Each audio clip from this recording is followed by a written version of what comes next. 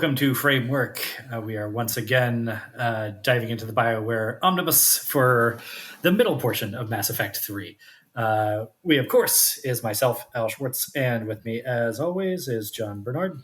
Hello. Welcome back to our show and our Bioware coverage.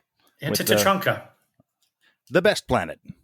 Yeah, well, that's where we left off last time. Is starting sort of the Tachanka Cure the Genophage mission of Mass Effect 3, considered, I think, by quite a few people to be sort of the highlight of the series. Certainly for me. If there's one mission that's the best mission in Mass Effect, I don't know. Yeah, I think it's Tachanka. The final sequence, the suicide run, mission is kind of... It's limited because it has a lame boss at the end, is the problem with that. That is the only problem. Yeah. And there's no boss at the end of Tachanka, not really. So that's usually how Mass Effect rolls. So yeah, the finale of Mass Effect 1 is also pretty damn awesome when you're running up the side of the Citadel and all over the place. And that might be actually that might be the best. Well, the problem there is you're stuck with Mass Effect 1 combat. Yes, which is And the suicide mission has the entire mechanic of incorporating all your decisions and the relationships you've built in that definitely gives it the edge over Mass Effect 1. So, yeah, it's not going to... It's probably the end of 2, honestly. But story-wise, I think, just with the narrative, of Tachanka, that's my favorite part of Mass Effect. Yeah. Narrative. What's striking as we're saying that the strongest parts of Mass Effect 1 and 2 are the finales. And we're going to get to the finale of Mass Effect 3 being the controversial part that made a bunch of people hate the whole series. But when people complain about the endings of Mass Effect, the ending of Mass Effect 3, one of the things I tend to think about is this mission and how it brings like the most satisfying ending possible to one of the main storylines. And yes, one of the canards that people like defenders of Mass Effect 3 will throw out is that, well, the whole game is a series of endings. The Tachanka mission is the best argument for that also like several of the most beloved characters get like the best endings you could hope for here, including Morden in this case. I think Thane and Legion also get pretty great heroic send-offs later on, and then even Jack, Rex, Tali, and Garrus, these guys, they don't necessarily get big death sequences, but their character growth is immensely satisfying and really well rendered here. So it's like you get all the satisfaction you could ask for, and then there's this bit at the end that everybody hates. Yeah, that's the thing. We're definitely going to have to talk about that at length. But talking about Tachanka, we have the advantage of talking about kind of just lights out excellent character arcs that are widely agreed on to be really well handled and done about as well as you could hope for. That's what that offers. Yeah, and the other thing I love about the Curing the Genophage mission is that there are very distinct Renegade and Paragon paths here. Yeah. As you're landing, the Solarians ask you to put a fake cure into like the thing to fool the Krogan into thinking it's been cured and get them on side. And obviously, the Paragon route is to actually cure the sterility plague. But I don't know. Both endings work shockingly well for how different they are and how much like build up and backstory they have to include in what they're paying off. What's really impressive about it to me is that the bad guy version it's pretty bad, but it's also not without its logic. Like there is some the writing gives at least enough reason to be a bad guy, where it's not one of those Bioware things where you're just like, ha ha ha, I'm burning the orphanage down because I want bad guy points. It does not go into that. It gives you a plausible reason to be like, I'm going to lie to these guys and doom this race. I mean, it has a reasonable perspective on why that would be a choice you would make. Yeah. You're not fully dooming that race. Or if you are, it's like somebody else had done it previously and you're just not saving them. Yeah, you're right. It's a Ra's al Ghul thing. I don't have to save you. Yeah. It's one of those. But that sort of goes to what you're saying, is that there's enough sort of wiggle room to understand how a human being might make that. You don't have to be a full-blown Sith Lord who's just trying to prove to the universe how evil they can be to make that decision. And there's should we offer like context in this? We're jumping right in. I mean, I guess it's fair to assume that if you're listening to this episode at this point, you're familiar with Mass Effect, right? You know what the genophage is. You know the political situation between the Turians, Solarians, and the what are they called? The Krogan. The Krogan, yeah. Of course. Yeah. I think that's probably a fair assumption, right? If not, go listen to our last episode. And, of course, the mother of all Thresher Maws. Oh, yeah. Another important political player in Krogan geopolitics. No, I mean, I don't remember how much exactly we said at the end of the last one, but, the gist is you need the Krogan to help the Turians, so they will in turn help you. They're demanding that you cure the genophage, and the Solarians are asking you to sabotage it and just fool them into doing it. In terms of the mission itself, you fight your way to a thing, and then a big giant tower that the Solarians built, called the Shroud, that is sort of designed to try and help repair the atmosphere of Tachanka after the Krogans have nuked it a dozen times over before they, got to the level of doing faster than light travel and meeting all the other races. And the Solarians, sort of as a thank you to the Krogans for helping out with the Rachni wars that they were initially brought in to help with, built this big tower to sort of like affect the whole atmosphere of Tachanka, and also conveniently for them allowed them to disperse the genophage in the first place across the entire planet. Okay, so this is what I'm talking about. The Shroud is amazing sci-fi writing.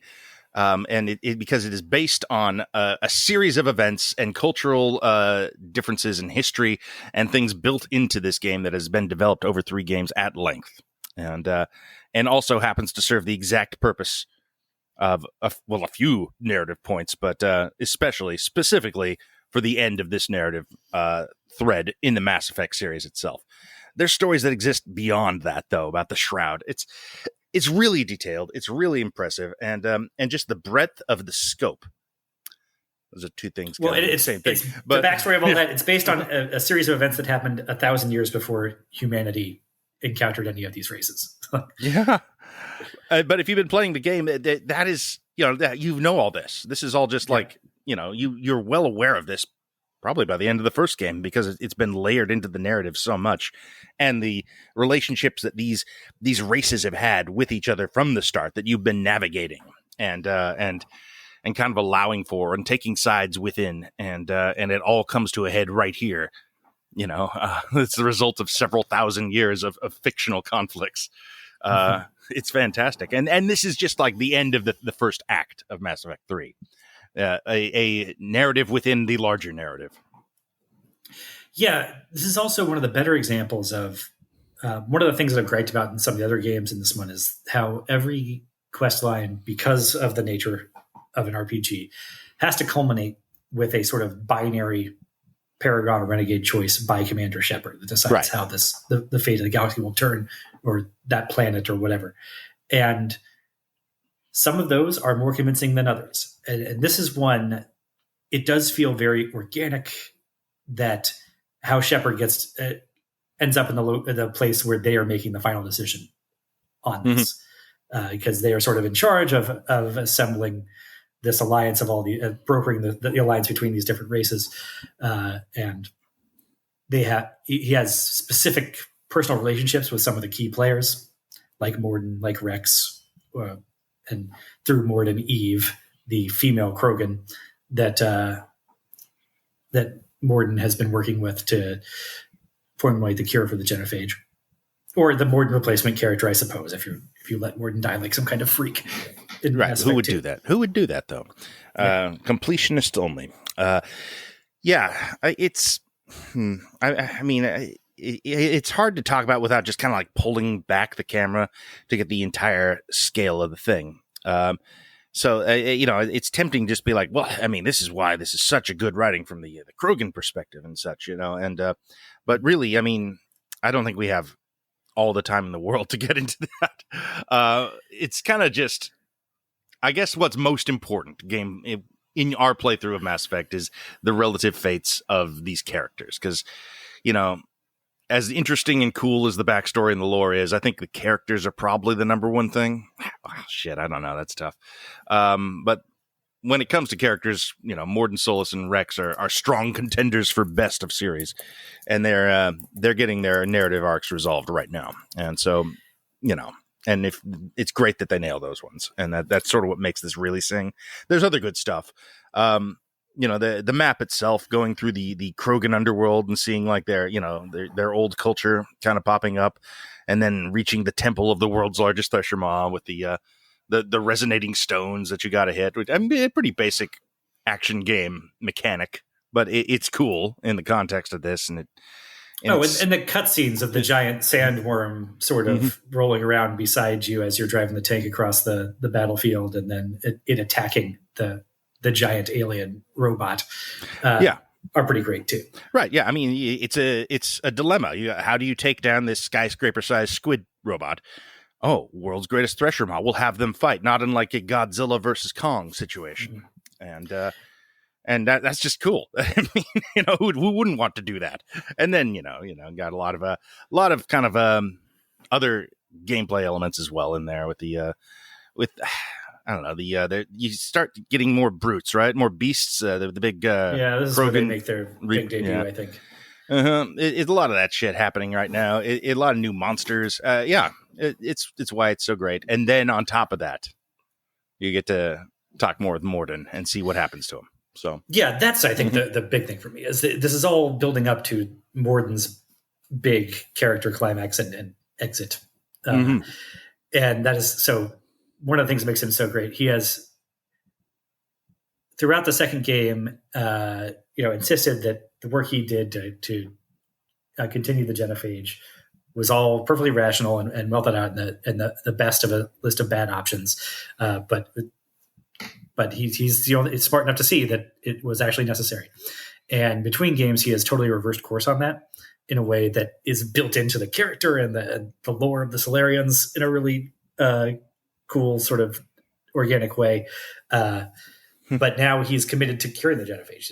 Because once he decides, something's changed and it's time to switch, he doesn't really hesitate. He just goes full bore into that thing. That should not work, and it does. It's so smart the way it's handled. We don't see him make that choice. It's between games, off camera, but once you talk to him about it at all, you're just like, of course. That is, he's a creature of logic, and the logic here dictates, that this is the right thing to do because he's also a moral creature. It's so good. It's so fucking good. I love everything about that. Yeah. Yeah. And he will, so that, the Shroud giant tower will be damaged and he'll have to go up and sort of enter the computer code to disperse the cure as it's exploding and have his wonderful cinematic send off as he's riding the elevator up through the explosions and then humming Gilbert and Sullivan to himself as he blows up. And it's one of the most affecting character deaths in all of fiction that I've experienced. Isn't that funny? Probably. In all of video games, I got to be the top spot for me. But the whole scene that leads up to it too, where you can decide if you're good or bad, I guess, whether you're helping him or stopping him before he goes up in that elevator is pretty incredible too. Cause you get him to the point where he has to, I made a mistake. And he's like, wow, that means so much coming from Morden Solus. And then I remember, he's also an alien bug and I'm completely emotionally involved in this now. It's great. Well, if you're going the fake route, he's also, you can't fool him. He's too smart for that. And he will not go along with it. So you have to shoot him in the back to stop him from doing it. And miserable, which is absolutely brutal, but also very dramatic. It works in the cinematics, and what's not even obvious was not obvious to me the first go around.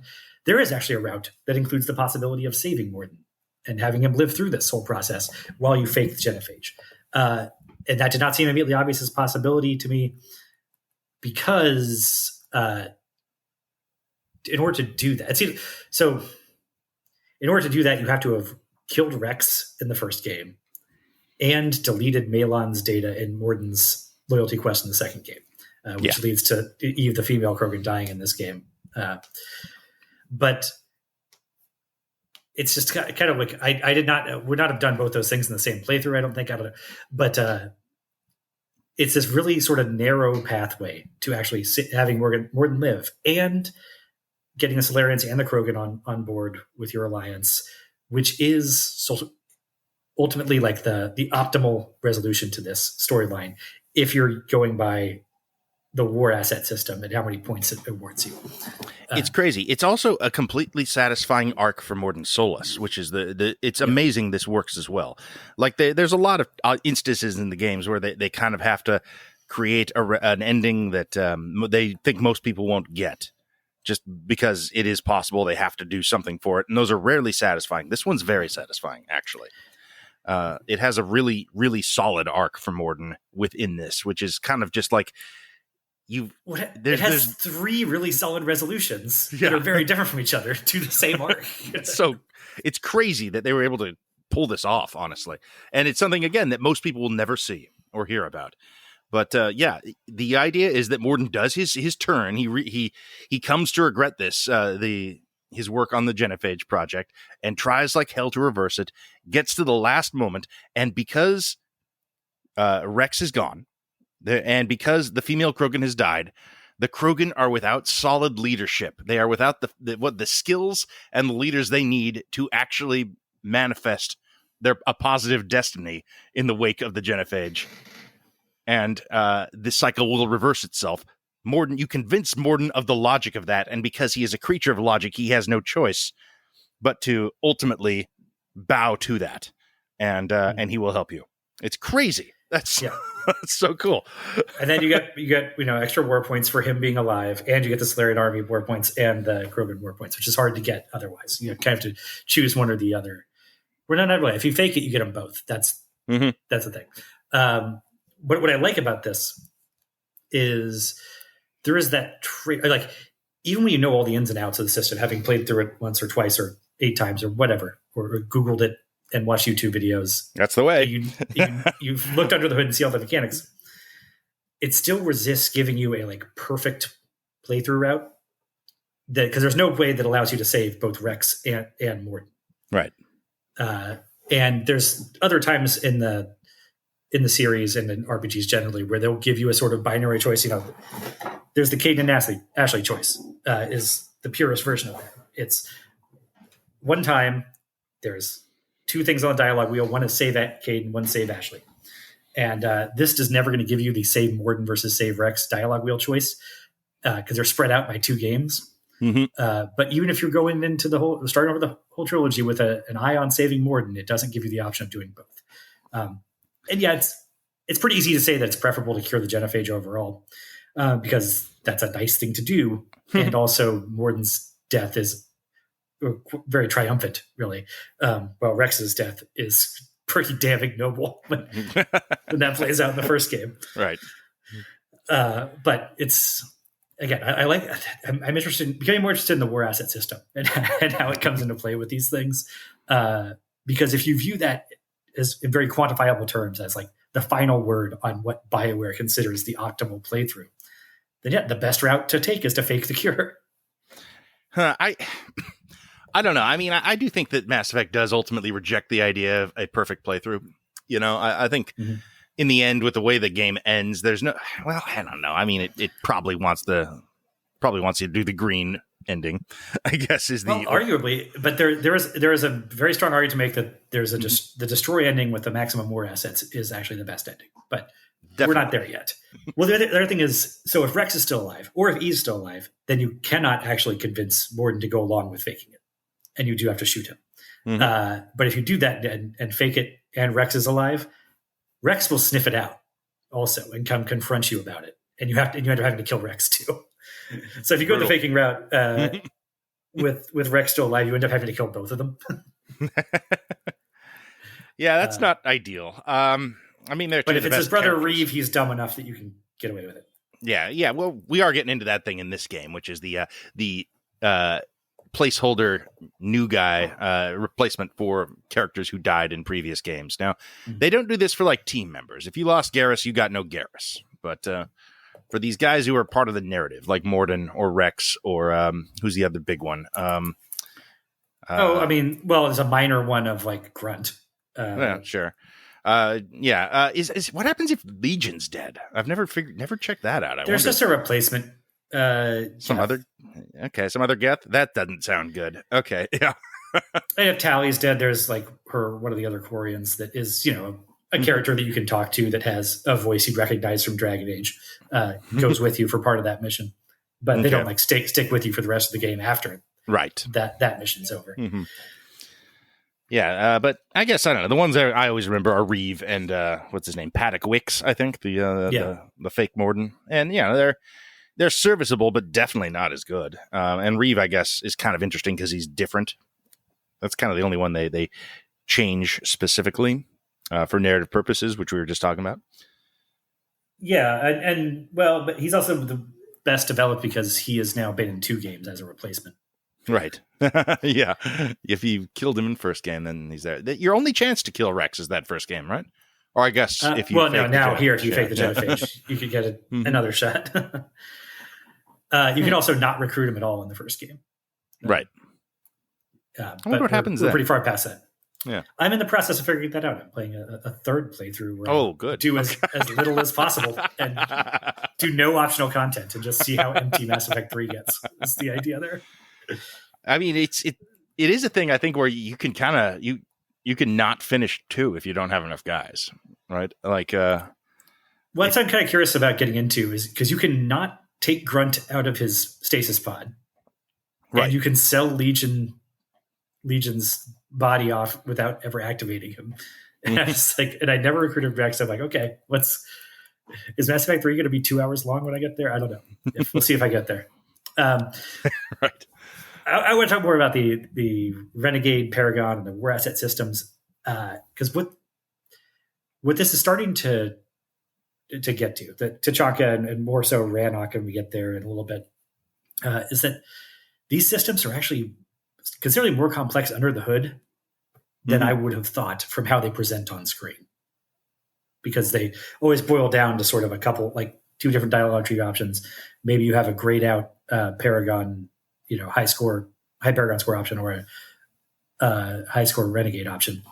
But you think that that's just tracking your Paragon points or your Renegade points. And actually, in a lot of cases in Mass Effect 3, it is tracking many different factors. Like whether you can convince Morden to go along with that is dependent on a couple of different things that are not readily apparent on screen at any point. Right. I wonder if that's something anyone got just through random chance, or it feels like something you have to, stage manage over 3 games to get to that. Well, yeah. Somebody must have. So yeah, but people must have different versions. Lots of people had multiple different playthroughs saved, like ready to go. Not probably a female and a male and a Renegade and a Paragon, whatever. Right. Mm-hmm. But anyway, as we're moving on from Tachanka, we then run into we get called back to the Citadel, and when we get down to the Citadel, there Cerberus is attempting a coup. And there's a pretty big fight, a whole, it's not one sequence, but a whole thing of fighting through the Citadel, trying to chase after Kai Lang as he's trying to assassinate the council members. Well, have we talked about Kai Lang at all yet? No. We haven't talked about Kai Lang. This is the big reveal of Kai Lang. They've dropped hints earlier in the game that maybe the elusive man has a ninja, and here we go. Here he is. Yeah. He has a cyborg ninja who's very smug and just kind of very annoying. Everybody's least favorite part of this game. He's super lame. Yes, if it's not the ending, it's this guy. This is sort of like, there's no defenders of Kai Lang, though. Kai Lang is just a lame loser that we all hate. Yeah. I think. I guess there's sort of a camp charm in how lame he is. You're supposed to not like him, I suppose. Yeah, what was that? What is that wrestling term you said? X-Pac heat. Yes, that's a real one of those. Mm-hmm. No, you're not supposed to like him, but also you're not supposed to be hating this. Just like groaning and going, "Oh, I'm gonna go through this guy again." Yeah. It's supposed to be booing and hissing, not rolling your eyes and groaning.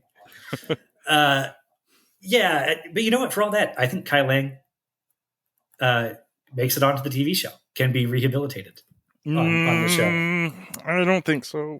I think we can save that for that part when we do that whole part. Then, but, I think there's a better way to do that. Yeah. Well, that's the thing. And we will not be the first people to suggest this, but I think lots of people have suggested that Kai Lang's role should be filled by either Jacob or Miranda. It's better, I think, by Shepard. How does that work? They made another Shepard. We'll get to the Citadel DLC too. Yeah, I mean it's just the Citadel DLC, except that's Kai Lang instead. Yeah. Okay. Well, we'll talk about it. We'll talk about that in a different place. So right now, you're fighting through there. You find the Solarian counselor as Kai Lang is getting ready to attack him. And this is another thing where you kind of wouldn't know how many different variables there are here. But if Thane's still alive, he pops up and fights Kai Lang off of the counselor and gets stabbed with a katana, a space katana. God, for his efforts, and will die after this mission if he was still alive there. If he's not alive, but Captain Kirrahe from the Vermeer mission in Mass Effect 1 lived through that mission, Captain Kirrahe will pop up and take that loss while saving the Solarian counselor. And if both of them are already dead, then the counselor just gets assassinated. Yeah, I didn't even know about Kirrahe. That's pretty cool. I like Kirrahe. Hold the line. Yeah. That one. Yeah, he's great. And yeah, he was a character that I was surprised kept showing up in the games because I didn't find him on my first few playthroughs. Because I guess my guy, he died in the first game, I think. And then I was just surprised to see him keep popping up. You know, he's just one of those sort of, I don't know, C-list guys that just continues on through all three games, like Conrad Werner. Or he's just kind of he's referenced a couple of times. You know, like Morden knew him. I like that he and Morden both have a passing familiarity with each other, and they both say, "Yeah, he's a good man, but a bit of a cloaca," which is their version of dick, of course. Or maybe their version of pussy, or both. It's cloaca is both. So yes, that's my understanding. It is Maybe we can finish the Citadel coup before we get into some of the other like minor stuff that carries over like that. Yeah. Because the other thing that builds up to is you finally like get ahead of Kai Lang and find the council members, including Counselor Udina, the human counselor who is coordinating with Cerberus to launch this coup. But he's playing it dumb, like he does not do that. And Kaidan or Ashley, whoever's still alive, is there with the counselors protecting them. And you'll have an armed standoff with them. And based on your relationship with them and how much you've rebuilt it over the last game and some other factors, just, Paragon Renegade scores, I think, factor into it. And if you romance them in the first game, whether you took up with someone else in the second game, like hurts your score with them. Interesting. And based on how good your score is, you can like talk them down or fail to talk them down and have to shoot them and kill them. And you can talk them down and have them join you for the rest of the game as part of your crew, or have them go off on their own and just be, a couple more war asset points, but somebody you don't really see anymore. No matter how you slice it, another L for Kaidan. It could be a real rough one there. Yeah, I mean, he's protecting Udina, who is the traitor, which he doesn't understand or realize, and you have to convince him, and it's hard to do that, and he's bullish about it, even if you have the points. And ultimately, you kind of just outmatch him again. Udina, I think, is a big missed opportunity here. I think this character has a lot of potential, and I think the one scene he has in Mass Effect 3 before this sequence is kind of the best writing Udina's ever had in the series. you kind of get to see his perspective a little bit, and then all of a sudden he kind of turns bad off screen, and we never really get an explanation from why out of him. Was he indoctrinated? What's going on exactly? We don't really know. He's a bad guy now, and he is summarily dispatched in this sequence without questioning. That's something you can improve in adaptation. That is true. He is, like you said, he gets that humanizing kind of moment in the first act of Mass Effect 3. It's the best the character has ever looked. And you could expand on that. I do kind of like that we're left here never quite knowing if he helped Cerberus here because he was also indoctrinated, or if he just thought it was the only thing to do. I would like to know that, though. I think that's interesting, what his perspective was, what happened. But I kind of liked what the sort of the paranoia factor of indoctrination and how that it is defraying your ability to fight against the Reapers is that you have to watch your back against brainwashing, turning your allies against you. And there's, a little bit of the Thing element to that perhaps could be played up a lot more in TV. Wouldn't establishing that, though, improve that? Wouldn't that make that more of a thing? Or, well, it's the part of the Thing where he shoots the guy who's coming at McCready shoots the guy with a scalpel, and then he doesn't turn into a thing. And, yeah, he was human, so you're a Keith murderer. David says exactly.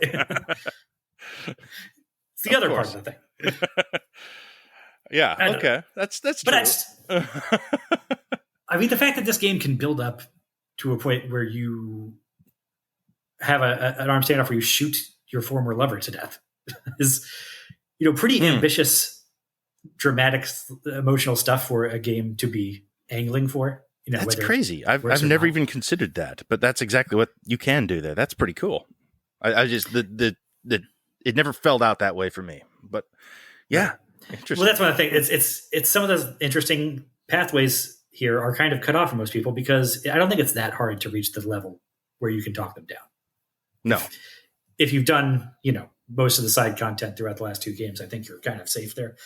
A lot of this, is for people. For most people, are going to get the thing where they get them back probably. Yeah, yeah. On both my Renegade and Paragon playthroughs, I didn't kill them because in this time through, I managed to talk Ashley down in the Renegade side, but I didn't take her with me afterwards, just because I thought it'd be too awkward since I had my new space girlfriend on the ship, and Ashley seemed to take it pretty seriously that we boned once 5 years ago. But with Kaidan, you talked about him taking the huge L here where you just shoot him to death after all we've gone through.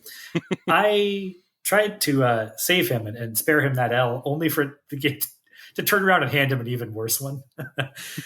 Because immediately after this part, it seems like now we're back in the Citadel. And despite the fact that my femshep had been committed to Liara throughout the last two games entirely, had already proposed marriage to her. Had the game suddenly decided that we were not actually locked into that relationship, and I all of a sudden had multiple other party members throwing themselves at me after this, including Kaidan, who invites us hey, next time you're on Citadel, come meet me here, which you just do with various people to have little interactions with them. And he sits down and propositions me as I'm in love with you and blah, blah, blah. And so I just have to crush his hopes and dreams all over again. I was like, oh man, the bullet would have been kinder. I wonder half an hour ago. I wonder if that it's easier for a femshep to have all of the to keep getting flirted with. That would be funny if they were just more frequently getting propositioned by everybody, and that of course is why women choose the bear. Yes. Okay, I forget what else was I trying to talk about here. Is that it for the Citadel coup? Is there any other fallout from the Citadel coup? Thane's death. It's kind of protracted, but peaceful. He has a deathbed and everything. Not many characters in these games die, peacefully in bed. So I don't know. That's something. You go and kind of give him last rites. His son shows up, presuming I think. Well, it's hard to. Maybe you have to have done his loyalty mission for that to happen. It's hard to have the son be not with him and him to make it through the loyalty mission at the end of Mass Effect 2. Maybe that's it. That's a tough needle to thread. I don't know if it's even possible. Probably, but it's tough. Well, that's what we're saying. Is that actually most of them are? It feels like it's just Mm-hmm. you would have to know all the rules going in and steer directly towards it. It feels like Absolutely. It's interesting that so many like really good dramatic sequences are kind of shut off unless you are like about them and are driving towards them. I guess that the base plot that most people get is plenty dramatic enough. For the most part, and this other stuff is kind of like extras. Well, yeah, and that the deathbed scene isn't more dramatic without his son there giving the last rites. This is one where the people doing the baseline normie game will get the more dramatic scene there. And if you romance Thane, it is actually fairly moving, especially. I mean, it's nice. It's good stuff. Like it's good writing for that character, which could have been very bad. He's almost he's the Kai Lang with a heart of gold to a certain degree. Like that character could have been so bad. There's so many things on Thane. There's so many like details to the Drells and his backstory. He is a religious assassin with an estranged son with a weird moral code and perfect recall of all things that he's ever experienced. There's a lot of hats on hats with Thane. Yeah, he's also just sort of like the ultimate badass. Yeah, but also the soulful badass who regrets things, but is not in a way that makes him a drag. He's just kind of awesome. I love Thane. I think he's so good on TV. Yeah. And you could do Thane like pretty much practical entirely, and that's a benefit. Yeah, there are, like you said, a lot of things that carry over that are missable, like minor things in this game that are cool. Like depending, you can have Daniels and Donnelly, the two Cerberus engineers. They could be killed in the second game, depending on how much you fucked around before you went and saved them. But if they're still alive, you can bring them back onto the Normandy if you want, and they'll hang out in engineering. You can find them hooking up down in Jack's storage space if you saved them and invited them back on the ship and happened to look down there between like the right two missions. I've never seen that. There's just quite a bit of material with them. I mean, not a ton, but just a fair amount of dialogue that could be totally missed. In my last playthrough, I saved one of them, which I didn't know was possible. I saved, the Irish I remember you guy, mentioning that, and then he was a sad sack afterwards. Yeah, he was just miserable. It was just like, I was like, I miss her so much, and it's just like, oh, sorry, man. There's this bit. One of the recurring characters, a la sort of Kirrahe or Conrad Werner, is the Asari called Thana Renopolis, that you first encounter in Mass Effect 1 at Saren's base. She's like sort of like a scientist that's been impressed into working there, and you are given the option there of like you can kill her because she knows too much or whatever, and then wait, is it? Sorry, it's Rana Thanoptis. I don't know why I made her Greek, but you can kill her or let her go. Yeah. Is what it comes down to. And if you let her go, then you can find her working for Dr. O'Keir, who's creating Grunt in Mass Effect 2. And I think you can kill her again there or let her go again.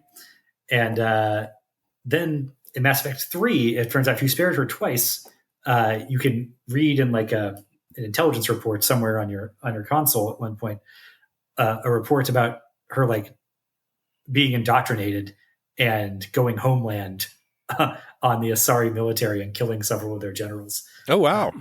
I had never seen that. That's cool. Yeah. And it's a thing of like doing the Paragon good thing throughout the series gets you a much worse outcome there. I mean, I like when they do that. Yep. Yeah. That's great. It's tucked away. The outcome doesn't make any difference. It does not. I don't think your war assets actually go down for that or anything. Yeah, they should. They might. I don't know. Yeah.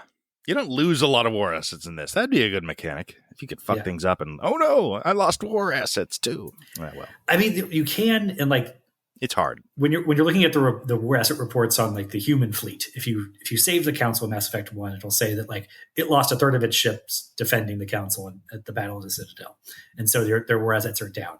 But then you also have the Destiny Ascension Asari giant ship that is still alive, and you get points for that I assume counterbalance it relatively equally. You never get like a little negative points pop-up thing. It's just sort of hidden if you got less points than you could have or whatever. Yeah. I think there might be one or two. think there was something where I told some CSEC officer to like investigate this crime instead of that crime. And it's like, it said later on in the Ware Asset reports that like they focused on misdemeanors, and so they are less ready or something. But I imagine I lost like 2 points or something. Right. Okay. One of the ones that's really easy to miss is Kelly Chambers. Oh yeah, because she is the like first one to die if you lose anybody in Mass Effect 2 of the crew. If you don't go straight over there, you lose Kelly. Yeah, she's the first one to go. If you did spare her, you can find her, but you also had to be nice to her and like had dinner with her in your chambers, like played out the little, not actually romanced her, but gone through the little like getting to know her stuff in Mass Effect 2. But if you do that and save her, then you find her in the refugee sector of the Citadel of Mass Effect 3, kind of volunteering with people after she left Cerberus. And then you can find out that she was summarily executed during the Cerberus coup. If you did not also reach her before that and convince her to change her name and go into hiding. Yeah. I found that one later. That was pretty cool. Yeah. There's even another layer in there though, because if you do find her there and talk to her again, and she confesses to you that she was sending the Elusive Man secret reports about you behind her back, which you kind of think, well, yeah, no shit. I figured you would be. But you can be mean to her about that. And if you are, then later you find out she didn't make it a Cerberus coup because she ate a cyanide pill and killed herself. Jeez. Yeah, they're mean to her, man. That's kind of a sacrificial lamb sent out. Yeah. But you can also maintain a romance with her. Like there's less to it. There's not much like many interactions with her in 3 to continue the romance for her, but you can do it if that's your thing. Pretty wide range of outcomes for her.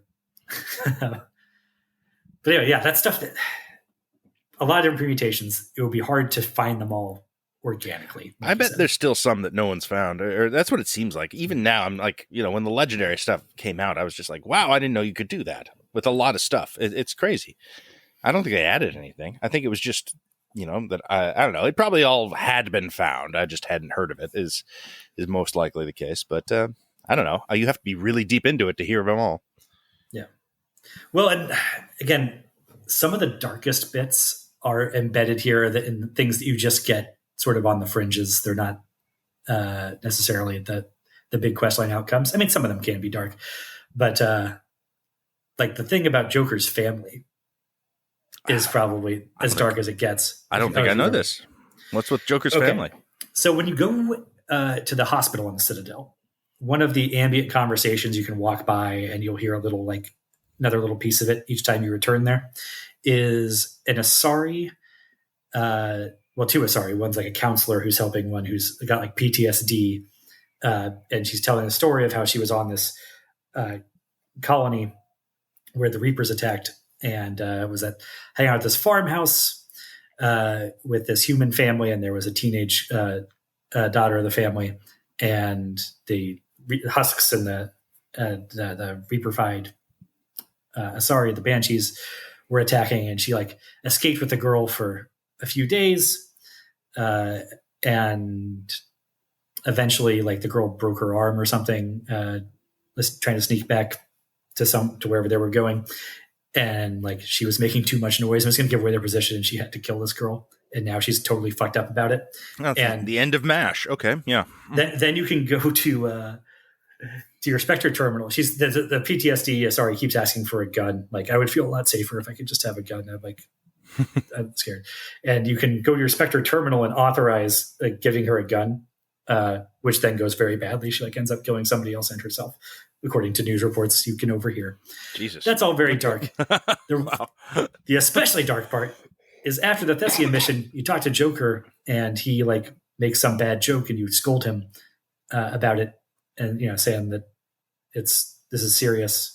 And he pulls up a thing and talks about the colony where his family lives, his dad and his teenage sister, and how, the Reapers rolled into there a couple weeks ago, and he's very aware of how serious this is. And pay attention. It's the same name of the colony is the same as the one the Asari is talking about.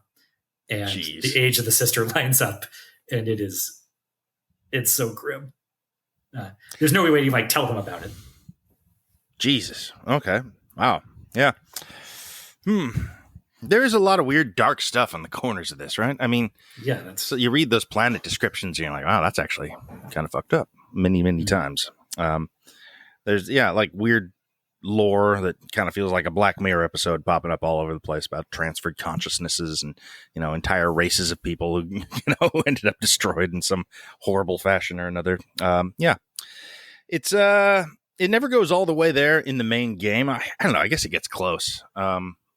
Sometimes, all the stuff with well, I mean, this is a good transition, I suppose. The stuff with the Ardat Yakshi colony or convent, in dark space. That is one that can ostensibly go very dark and but doesn't like really land with me because I don't care about Samara. Sure, but yeah, I like Samara though, so it works for me. Her mission is the one where you go to the monastery where her daughters, the Ardat Yakshi, which we kind of learned about in the second game, are these Black Widow Asari that kill their mates when they have sex, I guess, and are these very dangerous creatures. They have to live in isolation at this monastery, or if they don't, then they get hunted down by Samara and her Justicar friends. And the Reapers attack there, and they start creating the Banshees out of the Ardat Yakshi, which are the freakiest and nastiest enemy in the game because they have this like kind of horrible screech that you hear before you see them. They look a little pregnant too. They're gross. Yeah. Oh yeah, they have little blue pot bellies on their elongated torsos. It's pretty nasty, and they're just like the hardest to fight against. Like when you hear the screech, it's not just like, oh, that's a tough sound. It's like, oh shit, these guys. Mm-hmm. Yeah, they zip around. They have the Vanguard zoom attack. They can do that. Yeah, that's what makes it so bad. Like even the harvesters, which are the giant flying tanks that fire missiles at you and have a billion health, they aren't so bad because even though they're the flyers, they stay put while you blink them down. The Banshees have that sort of warp attack where they just appear right on top of you, and you have to be constantly running away from them as you shoot at them. And they're the hardest thing in the game for sure. Yeah, and scariest. They're really cool. It doesn't really make sense that they're only Ardat Yakshis. No, because canonically, there's 2 or 3 in the world, I believe. Yeah, that's like a handful of them. You fight at least a dozen of those Banshees, probably more. Yeah. And were you the one who told me that if you in the second game side with Samara's daughter over her, Morinth, and have Morinth survive the suicide mission, then just one of the random Banshees in the finale on Earth in this game will just be named Morinth. Yeah, just to let you know what happened to her. It's great. It's really cool. Nice touch. Right after Cortez goes down, if I recall. It's that sequence. Yeah. Spoilers for that. Yeah. We'll get there. So you fight through this thing. You're just trying to sort of get to a bomb that you can blow it up and blow all them up with it. And one of Samara's 2 daughters that's there is sort of like, zombie bitten. So she's in the process of turning and will stay behind to do the Bruce Willis Armageddon, activate the bomb shtick. And then afterwards, Samara, with her insane Justicar code, says that it compels her to now murder her final daughter because the daughter is not allowed to leave this monastery, which you have now destroyed. But she doesn't want to murder her. So instead she's going to shoot herself to death to avoid that conflict with her, insane paladin code and these extremely extenuating circumstances.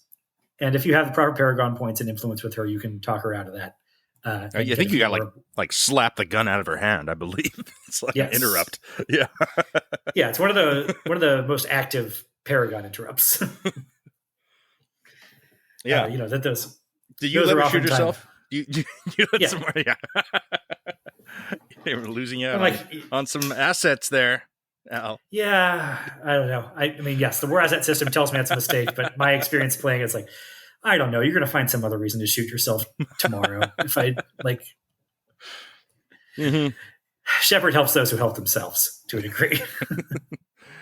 Fair enough. It's yeah, I like this little sequence. It's quick. It's all you get of Samara in this game. And I always like finding out more about the Asari. So any of their weird lore is always good for me. We get more, I guess, on Thessia a little while later, but this is the big one, and I guess that kind of closes the door on her, right? That's pretty. She shows up at the end if she makes it, but that's it. Yeah, I mean, you can see her in the Citadel DLC. Oh, sure. They're all there for that. Yeah. And if you've attempted to romance her, one of the things they added in, like, you couldn't romance her in Mass Effect 2. You could like proposition her, but she always shut you down. Yeah. And I think even in the base game of Mass Effect 3, you still couldn't. But with the DLC, they sort of added, well, okay, if you've never been with anybody else and you've pursued her, you can get like a kiss from her in the Citadel. That DLC. doesn't seem worth it. Okay. No, it's not. Yeah. Right. Some of these, we've talked about this. There is no official canon romance option, but some of them are wrong. If you romanced Kelly Chambers all the way through, you fucked up. Yeah, that's the wrong basket to put all your eggs in for sure. Actually, the one romance that the game kind of explicitly tells you is wrong is Jacob Taylor, because that's the other like side mission we have to talk about here. Yeah, Jacob, there's a side mission where you get called to help out some Cerberus deserters that are being attacked by Cerberus.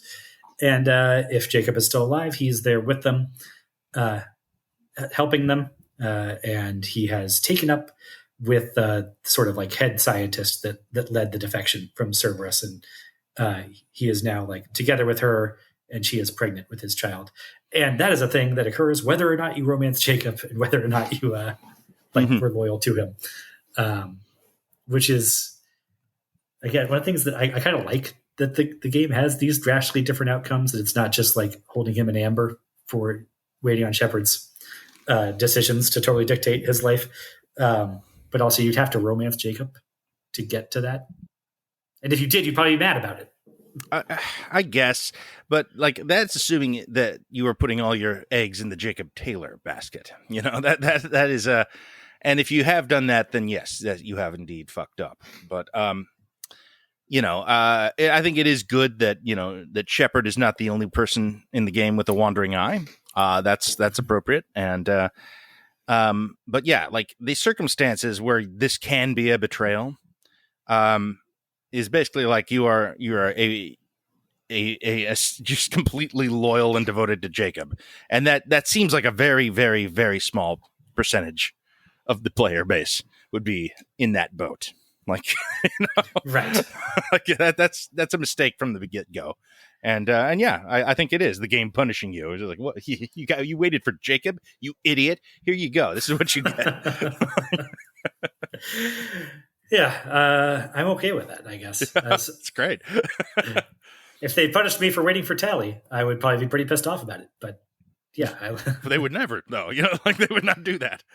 You're right. I watched videos of the Tally romance, by the way. Excellent stuff. Mm-hmm. It's, great. Yeah, it's one of the better written ones. Mm-hmm. So should we talk about Tally's mission then? Because the next big story point is we have to track down the Quarians, who we find out have instigated a war with the Geth to retake their home world from the Geth like a week before the Reapers showed up. So just very bad timing on their part, because they did this because they made some technological breakthrough that allowed them to like sort of have a secret weapon that shut down the Geth and let them sort of have the edge on that war. And then once the Reapers showed up, the Geth are desperate enough that they sort of ally with the Reapers and allow the Reapers to upgrade them with Reaper code that makes them more effective. And now they have turned the tables on the Quarians, and the Quarians are getting their asses kicked. Man, they are really going out of their way to make the Quarians unsympathetic in this. They do, which is strange. It is a little. Like, I guess the assumption is you're going to kind of just naturally side with the Quarians because they're not robot people. Like we have a sort of a parity with them. They're humanoid. They talk to you. You can Tally's awesome. So yeah, the presumption is you're going to be pro Quarian for the most part in this conflict. So to balance that out, I guess they make the Geth side of this very sympathetic and very related, understandable, and you completely blameless. Persecuted, and Legion is so cuddly. Yeah. yeah, I don't know. I mean, And they're I playing feel with fire a little because there's definitely some Israel stuff going on in there somewhere. It's that's true. You can't quite put your finger on exactly the parallel they're making, but you know you're noticing things. You're like, look at the diaspora. It's it's a little bit in the mix. Yeah, and I don't know. I mean, I think that they don't really have their eye on that much. I think they're overly focused on the AI of Right. it all. Yeah. And it's also of a different era that Oh, sure. from where they're thinking about AI just in terms of, well, what if my computer was like a person? And wouldn't it be horrible if we didn't treat that computer nice enough? And now in 2024, our concerns around AI are completely different. It's right. Our whole thing is like, what if we've given the entire internet over to AI already, and AI is all just stupid assholes? Right. Yeah. Mm-hmm. They're gonna, I mean, well, there's a little of that in Legion. I mean, you check out his records, his Fortnite records on the on the Liara ship from the second game. No, but how it would have it is that the Geth started nice and are getting nicer over time and smarter. Yeah. And as we have experienced things in the real world, that AI started neutral and went Nazi very quickly. Starters, or the current thing that I just read about yesterday, it's just a wonderful term of the Habsburg AI problem, where just as AI bots are churning out more and more content, they like double the amount of content on the internet every month or something like that. Oh no. The content is also, that's their food. Yeah. That's what they trade on. So they're now it's AI generated versions of AI and becoming stupider over time instead of sprinting towards the singularity, they're getting worse and less effective very rapidly, which is like, cool. God, it's the dumbest, most like Mad Magazine way that the AI problem could resolve. I am terrified of the future. Let me tell you. I think that makes me less terrified of the future. It's like, that we're going to be all dumber. No, that AI will not. Oh, the AI will be too stupid to usurp to us. Eat the entire world. Yeah, okay. That we were so worried, like even a couple months ago, that it was going to. I mean, and maybe they'll find a way around that, and just I don't know. I mean, there's one filter that all needs to be added that then allows them to scrape usable data and then start spreading toward the singularity. We'll see. I mean, in our own image, though, my experience in our own image. Yeah. My experience of it's AI stuff is real dumb and real bad. Like it's a good way to get a lot of mediocre stuff very fast. Right. Yeah. Uh-huh. But it appears like mediocre, even like the ceiling on that starting to lower over time, perhaps. We'll see. Anyway, in this case, it's just with the Geth and the Quarians, it is a human rights allegory of some kind. But they kind of over-egg the pudding a little bit, I feel, making the Geth completely blameless and the Quarian kind of belligerent assholes. And really, like, I'm just very much a loyalist to my Quarian girlfriend and to humanity/organic life over machines. I can believe that they would be a bunch of assholes, though. That's not hard to believe. Like that's compelling and honest in some way. We're in a time when we're watching nations be giant assholes as a whole, including our own. So it's been said before, but the last 10 years or so kind of start to give fiction a break for creating stupid protagonists and bad choices, because it's like, oh, well, yeah, of course. That's sort of the thing that everyone does. We just make bad choices and create problems for ourselves and everyone else. So I buy it. I don't know if it's as dramatically compelling as it could be. There's room for improvement, I guess, there. One of the things that the last 8 or 10 years has done, though, on that front, is it made smart, capable evil antagonists harder to swallow. That's I found last thing I was trying to write is that I suddenly I find it very hard to create. It's like an evil mastermind that like is both evil and knows all the angles and is smart. And like this doesn't feel believable to me. Like most of the evil in the world appears to be pretty dumb to me on many levels. Yeah. But of course, Spaceballs taught us that good is also dumb.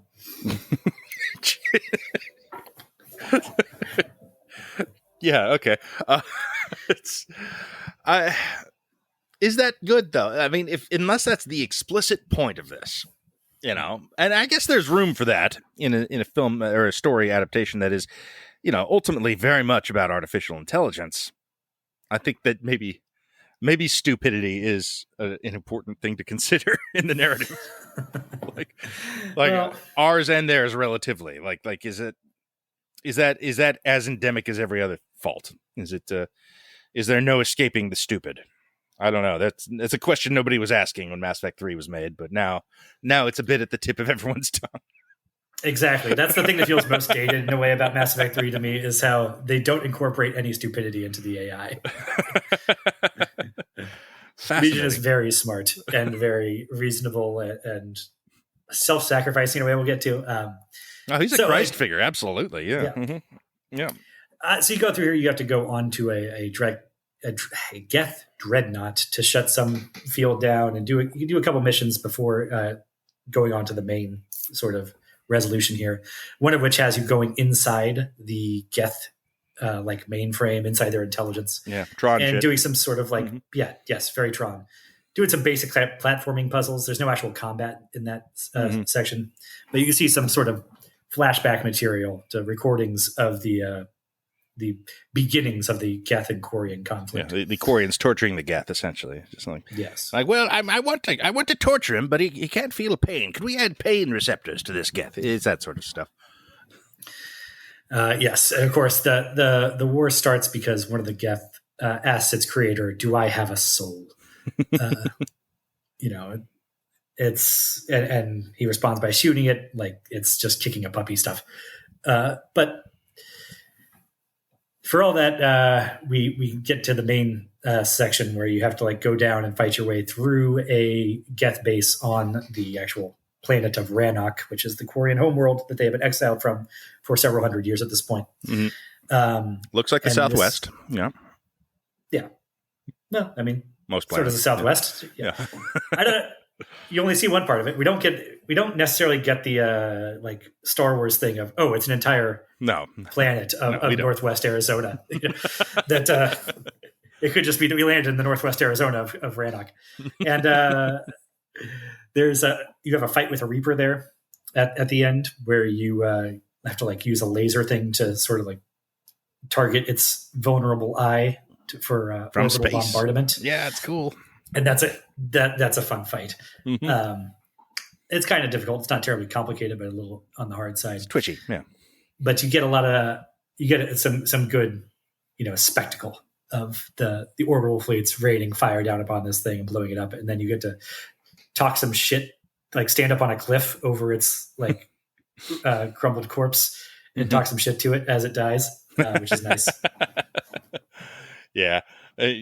Anytime you get to shit talk the Reapers, the Collectors, or anything, that's some of the most fun stuff in the game. Well, that's where I think Jennifer Hale's like best line reading of the whole series is when she tells them to tell your friends I'm coming for them. She's so good. Yeah, great. Yeah, but once that's done, then you sort of get to the decision point. That everything has the quest lines all have to lead to the decision point, and this is the Geth are now vulnerable, and the Quarians are pressing the attack. In like a minute or two, the Quarians will be rebooted. Legion will have like fixed them, rid them of the Reaper code, but like maintained the upgrades in some way that after a minute, like the Reapers will either be wiped out or they will be wiped out by the Geth. Or if you have a high enough influence and Renegade or Renegade and Paragon points, you can talk them into a ceasefire and actually get both sides to join with you going forward. And any which way you do this, Legion dies. Mm-hmm. He sacrifices himself to like upload his special code into the Geth Collected to fix them. Or if you just say, no, screw the Geth, help the Quarians, he will attack you and you and Tali will kill him.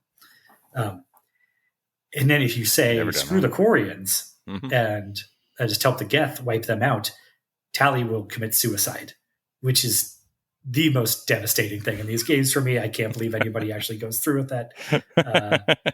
I would uninstall the game if I got there accidentally. Yeah. This is one where, I mean, look, I've played this, I don't know, 5 times through or something like that, and I have never done anything but the obvious thing they want you to do, which is broker peace between them. Never even out of curiosity. I've just been like, well, I'm not going to kill one of these guys and just subject one race to genocide. That doesn't seem like a good thing for Shepard to do at this point. It seems very self-defeating and as well as cruel. So, never done that, actually. Watch some videos. I'm just like, yeah, I made the right choice. Yeah, I have done. This is dark side shit, in my opinion. This is RPG evil playthrough badness. Yeah, I mean, which I've done. Well, it's not. I don't think it is. I mean, I on my Renegade playthroughs, I have sided with the Quarians because again, it's recruit motif. I'm not that sympathetic to robots. People. I guess I understand that. Yeah. I'm going to choose people over the robots every time. But what's cool about this, I think, is that this is one of those, maybe the best example of how actually the mechanics under the hood are way more complicated than you'd think.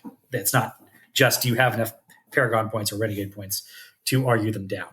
There's actually a 7-point system for deciding if you can succeed in this. I think you have to have 5 or 6 of the 7 things.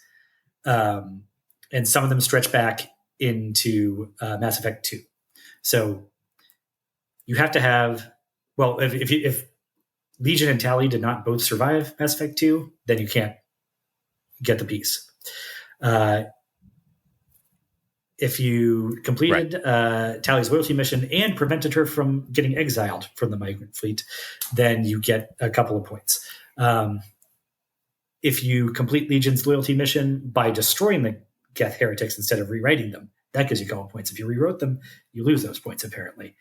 And then after late in Mass Effect 2, there's an argument between Tally and Legion that you could go into. There's a couple of these. Like there's one between Jack and Miranda as well. And you can take a side in that argument and then lose the loyalty of whoever you sided against, or you can talk them down if you have, your baseline Paragon or Renegade points there. And if you talk them down without taking sides, you get extra points there.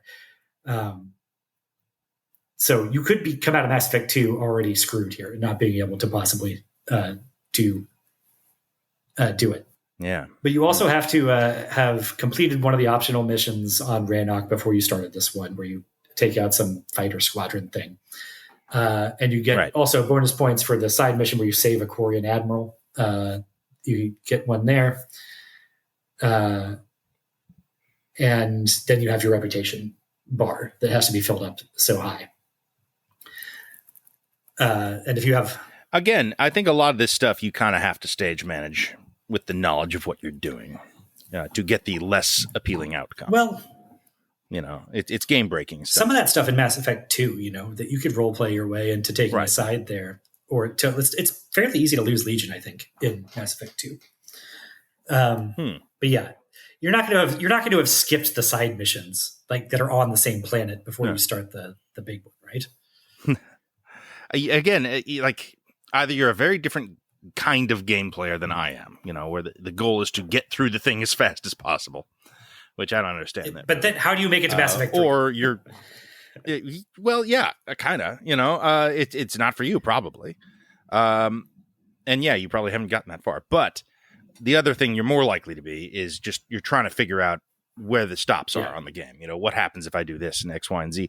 And that's cool. I mean, all that stuff, extra stuff. And it's cool that it works and is interesting and depressing if you do that. But even then, it's a little bit of a party trick because it's so isolated to very specific people. Yeah. But it's a good trick. It's cool that they did it. You love that it's there. And like I said, I don't know how it kind of would be better in some way if I knew while playing it through that there were 7 or 8 different factors coming into play there, and not just a Paragon score check.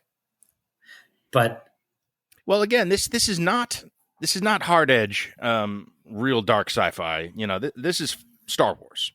You know, well, Star Wars with an edge. You know, it's you know, somewhere on the continuum between Star Wars and Game of Thrones. You know, it's not going to have a red wedding per se. It'll have some of those moments, but not really most. It's softer than Battlestar Galactica on that. Yeah, a little bit. Yes. There's some Galactica stuff in there, but for the most part, this is, you know, this is something that, well, in our adaptation, for example, this, you know, it'll be the equivalent of a PG-13 show. This is, you know, for everyone to come. Yeah, and we'll probably tone down some of the suicide options to get that rating. There's some, not all. There's a fair amount of suicide possibilities in this game. I mean, maybe just like the way to like tweak that would make it even, you know, better. If there's just some slightly alternate dialogue lines that like reflected which pieces of the, you know, 7 or 8 part puzzle you had or didn't have, maybe that would be kind of great. But it wouldn't change that much. Well, I don't know. I mean, we have in the past praised how organic this all feels, even if it's not, when you know, kind of from a bird's eye view. Once you break down the game, you see like, well, you're always going to have this. It doesn't feel that way the first time you play it. It feels like you're Shepard doing your story. And I don't know, does tipping your hand towards these other things and making them more viable change that, or does it make it more? Does it? Well, regardless, my point is that the feeling of it is already there. Yeah.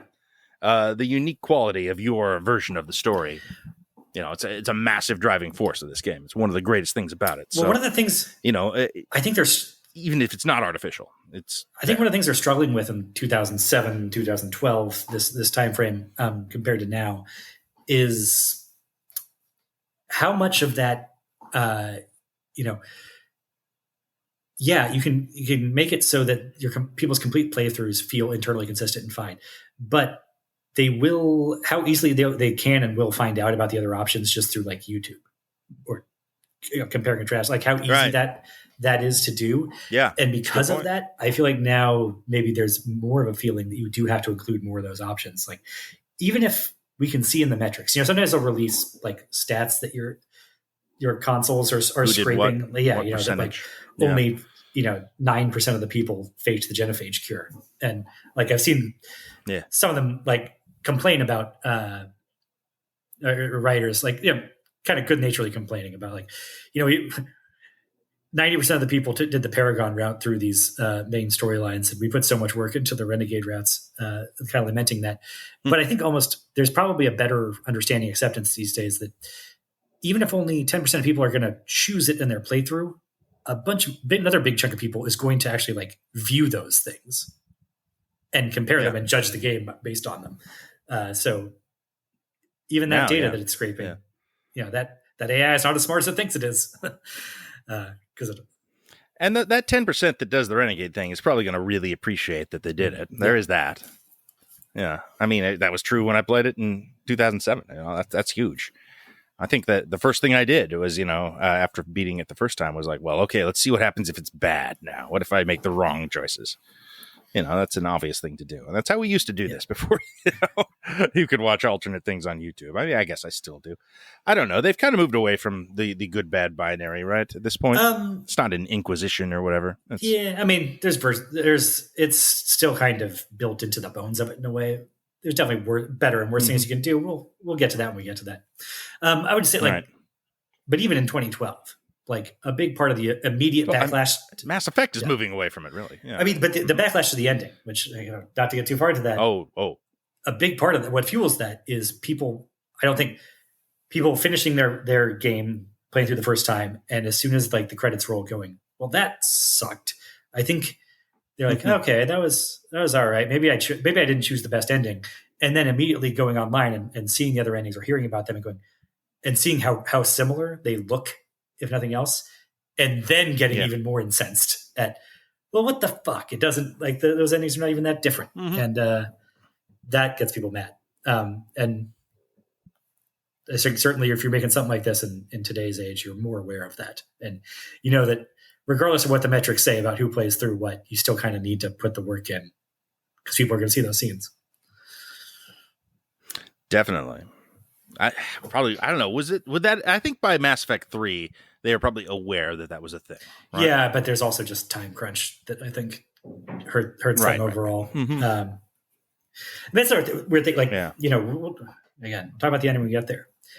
A weird part that it's a sort of natural part of video game development, and it makes sense to do it this way. But there's a phenomenon where the beginning of games are usually much more polished than the end of games, just because like not as many people are going to see the end of the game as the beginning of the game. Everybody who plays the game is going to see the beginning. Not everybody's going to see the end, and also even less. You just want that buy-in. Yeah, you want people to immediately buy into the game. And even less people are going to see the end if the beginning is less polished than the end would be. Of course, you kind of have to do it that way. That really hurts this. This whole game is a big ending, as we said, and we'll get into that when we get into the different colored beams of light. But that's just another like unfortunate thing that you can see here. I feel some of these later missions are not as good or as polished as Cure the Genophage. Well, yeah, Act 3 of this game is just like it's almost blink and you miss it. It's you finish that Rannoch Quarian quest and you got like 15% of the game left. Yeah, there's no more like so there are different distinct acts of the game. You can kind of tell is like the world state on the Citadel resets, and there's a different set of ambient conversations you can overhear and quest lines you can pick up, and your crewmates will be standing in different spots if you want to go visit with them. But for the third act, there's like no more side quests really. There's like one or two things like systems you can go scan, I think, but nothing like weird landing and shooting really. You can still have to. I think a few of those multiplayer maps end up in the third act, whatever. Yeah, but those don't count story-wise. Not really, no. There's a Thessia mission and a Sanctuary mission, and then that's about it. Yeah. Then you're there. I don't know. We're going to talk about those next time. Let's talk about Thessia and Sanctuary now, and then we'll do DLC, the big DLC packs, and the finale next time. Okay, sounds good. So Thessia is the Asari homeworld, which is now under attack by the Reapers. You also find out that there's something, a Prothean artifact that the Asari have hidden there that probably holds the key to the Catalyst, which is the new MacGuffin that we have to find to make the old MacGuffin, the Crucible, work. All the MacGuffins here are... that's what the war assets are about. Right. I guess all the MacGuffins in these games are like the capital C something. In Mass Effect 1, you had to find the conduit, and to get that to work, you had to find the cipher.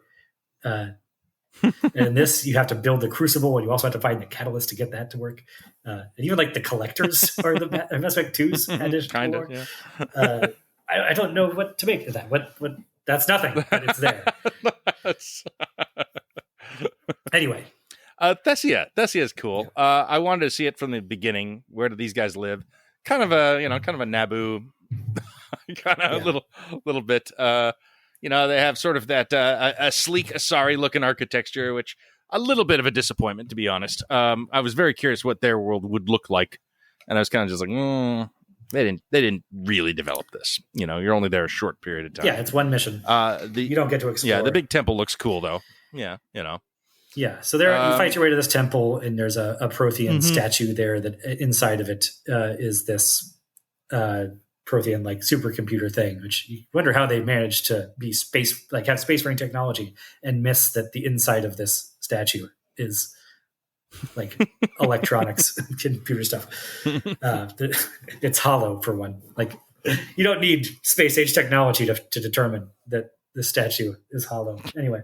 Yeah, you knock on it. Yeah. Well, anyway. You bring Javik here. Well, you should anyway, because he gets a lot of dialogue sort of explaining to Liara the like chariots of the gods type thing about how the Protheans were guiding the development of the Asari when they were early in the revolutionary process. Liara has a real tough time processing that for somebody who has been studying the Protheans all their life and also like that should have been obvious. Yeah, has been aware of the Reaper thing and the Protheans relation to that for years now. But she's also just having a tough time because, her planet's being burned down around her. So cut her a little slack. And then Kai Lang shows up, and we do a fight with Kai Lang. With blah blah, his irritating taunts, and I'm better than you, Shepard, of that level. It's that kind of thing. Man, he sucks. Yes, he sucks. Does. Have we talked enough about how shitty Kai Lang is? I mean, the internet as a whole has got that covered for the most part. But But yeah, he's terrible. He's really lame, and in a game full of great characters, really sticks out. Yeah, and I think one of the reasons people especially hate him is because you take a scripted loss to him here, that you have to fight him and you can't beat him, and he makes off with the Prothean computer codes that will reveal the secret of to work in the Crucible, and he's going to take it to the elusive man, and so everybody's really torn. Shepard is especially very torn up about this. We have another in the series, which I don't think we mentioned. Can't believe I lost to Kai Lang. Yeah, and you have a series of stress dreams where you. Oh yes, where Shepard is running around in this sort of like dark forest landscape, chasing around the child he saw vaporized in the opening. And when he gets there, there's like whispers and shadows everywhere. I like this actually as a conceit. I do too. It's cheesy, but I like it a lot. Yeah, it's got some shredded cheese on top, but I don't mind it. And that this accentuates that because Shepard takes this loss very hard. So does Liara. She has like a fight with Javik afterwards about it, where Javik sort of turns it into a pep talk, a tough love pep talk, saying like you were our favorite children essentially, and we thought that you would succeed where you failed, and you are still alive and fighting. So prove us right. And I like the bit about that. I like is that when Liara calms down and leaves, Shepard turns to Javik and asks if did you mean any of that? And he just kind of shrugs it off and says she believes it. So she won't go commit suicide like everybody else in this game. Yeah, that's a good scene. You got to have that in the adaptation. All that stuff. Yeah. It's good stuff. We're really kind of in the home stretch here. So it's focusing, and it's, like, okay, here are your major players. Here are your major themes. We're going to deal with this stuff. We'll have one slight Miranda sort of side quest here, but I don't know. It's actually a main story. Structurally, it's a main story quest. But you have to. It has the feel of side quest because it's another go to some colony and fight with Cerberus for a while thing. Yeah, and here's your old friend popping up. Yeah. This time it's Miranda. The place is Sanctuary, which is this good conceit here. This is a good idea. Yeah, that Cerberus has been advertising, like secretly advertising, like that don't have their name attached to it, but advertising this as this refuge colony for refugees to hide. It's a haven. To hide from the Reapers at. Mm-hmm. And they're, of course, testing them, doing tests on them, turning them into husks as part of the Elusive Man's attempts to unlock the secrets of indoctrination, which he then hopes to be able to use to turn around and control the Reapers instead of having the Reapers control people. One of the darker story elements, actually, is just sort of feeding refugees into medical testing. And scooping their brains out and shit. It's pretty dark, actually. Yeah, and you kill a bunch of guys there. Well, the Reapers are actually attacking there at when you arrive because apparently maybe the Elusive Man made too much progress and they suddenly want to shut this down. But you end up finding Miranda and her sister, and if Miranda's still alive, if not, it's just her sister there, and her father's there. And you have a little conversation with him. He's somebody that is technically sort of developed in the second game, but this is the first time you've seen him in person.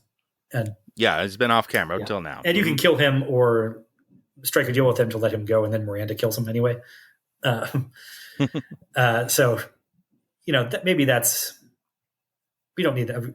We talked about the adaptation. You're just going to make the Elusive Man her dad. So for sure. We don't need that guy. It tightens everything up, makes everything more interesting and more personal, more connected. It's better. And this guy's just a black cat. He's just I'm a rich man and I'm evil, and it's just not interesting. Yes, it's not interesting. There's no layers to Miranda's dad. You can better this for sure. But that gets us from there. Well, yeah, Kaidan shows up there too. Actually, that's what we sort of follow. But Miranda, is this where we take him out? Miranda, if she's alive, Miranda can die here too. If she's not loyal to you in Mass Effect 2, or if there's a point earlier in the game where she like asks you to give her some, like, use your Spectre status to divert some resources to her, but she won't tell you what it's for. And if you turn her down there, then she ends up dying here, whether she's loyal or not. Again, there's just like more going on under the hood than you would know from watching it. Right. And she will have planted a tracker on Kaidan, which will then give you the location of the Elusive Man's hidden base, where it's that room. That room, yes. That room where, by the way, Miranda has been before. in the introductory scene of Mass Effect 2, the opening scene, she's standing there next to the Elusive Man in that. So I'm not sure why we need a tracker. She could have told us. Fine point. Yes, she could just tell you where that is, I suppose. Well, right? Yeah, and because it's in front of this big, expanding sun that's so distinctive. Like, they haven't moved. It's not like it's a spaceship that they have moved. It's right where it was last time you were there, Miranda.